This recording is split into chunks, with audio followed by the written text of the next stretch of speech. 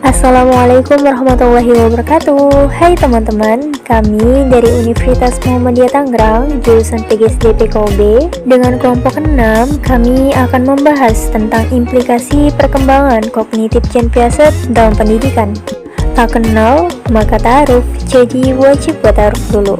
Saya Sika Fauzia dengan nomor NIM 209, lalu rekan saya Solihati Sania dengan nomor NIM 139, dan Yul Hayuandrani dengan nomor NIM 283. Oke, langsung aja yuk kita mulai ke topik pembahasannya.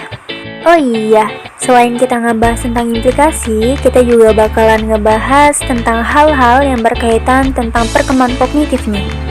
Jadi banyak banget ilmu yang bisa kalian ambil, silahkan simak videonya ya.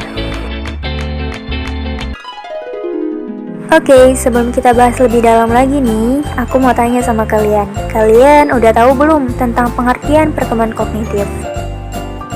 Kalau gitu, silakan simak videonya. Jadi, perkembangan kognitif itu apa sih? Perkembangan kognitif itu mengacu pada kemampuan seorang anak dalam memperoleh makna dan pengetahuan dari pengalaman serta informasi yang didapatkan. Kalau menurut Gen Piaget, perkembangan kognitif itu sangat penting karena untuk mengembangkan kemampuan seorang anak dalam mengeksplor dirinya. Selain itu, perkembangan kognitif juga berkaitan tentang pikiran sadar seorang anak. Dari tadi kan kita ngebahas tentang Gen Piaget ya. Jadi siapa sih Gen Piaget itu? Beliau adalah seorang filsuf, ilmuwan, serta psikolog perkembangan Swiss.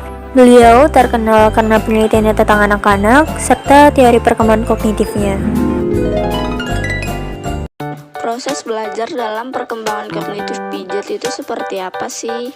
Proses belajar yang pertama itu ada belajar aktif. Belajar aktif itu dengan melakukan percobaan, perdebatan, dan diskusi dapat membantu kognitif anak. Nah, yang kedua itu ada belajar lewat interaksi sosial. Lewat interaksi sosial, sifat egosentris anak perlahan hilang dan akan timbul rasa saling menghargai. Dan yang ketiga ada belajar lewat pengalaman sendiri. Tanpa ada pengalaman sendiri, maka perkembangan anak cenderung mengarah pada verbalisme. Selanjutnya itu ada tahap-tahap perkembangan kognitif Piaget. Yang pertama itu ada tahap sensori motor, yaitu pada usia 18 bulan sampai 24 bulan. Selama periode ini, bayi mengembangkan pemahaman tentang dunia melalui koordinasi pengalaman sensorik, yaitu melihat dan mendengar, dengan tindakan motorik, yaitu menggapai dan menyentuh. Nah, yang kedua itu ada tahap praoperasional. Tahap ini dimulai sekitar 2 tahun dan berlangsung hingga kira-kira 7 tahun. Selama periode ini, anak berpikir pada tingkat simbolik, tapi belum menggunakan operasi kognitif. Pemikiran anak selama tahap ini adalah sebelum operasi kognitif. Artinya, anak tidak bisa menggunakan logika atau mengubah, menggabungkan, atau memisahkan ide atau pikirannya. 3. Tahap operasional konkret yang berusia 7-11 tahun.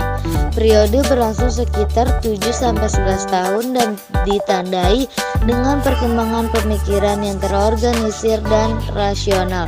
Piaget menganggap tahap konkret sebagai titik balik utama dalam perkembangan kognitif anak karena menandai pemikiran awal logis. 4. Tahap operasional formal, yaitu yang berusia 12 tahun hingga ke atas. Tahap operasional formal dimulai sekitar 12 tahun dan berlangsung hingga dewasa.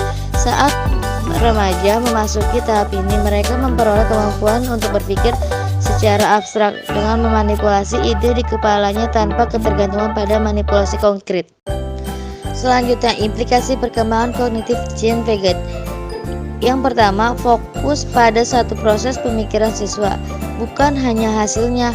Selain memikirkan kebenaran jawaban siswa, guru harus menghargai proses yang digunakan siswa untuk sampai pada jawaban tersebut. Yang kedua, penyajian pengetahuan yang sudah jadi tidak lagi ditekankan. Siswa didorong untuk menemukan sendiri melalui interaksi spontan dengan lingkungan. Karena itu, bukannya mengajar secara didaktik, guru harus menyediakan berbagai jenis kegiatan yang memungkinkan siswa bertindak langsung dalam dunia fisik. Lalu yang ketiga, tidak menekankan praktik yang ditunjukkan untuk menjadikan siswa berpikir seperti orang dewasa. Bahasa dan secara berpikir anak berbeda dengan orang dewasa.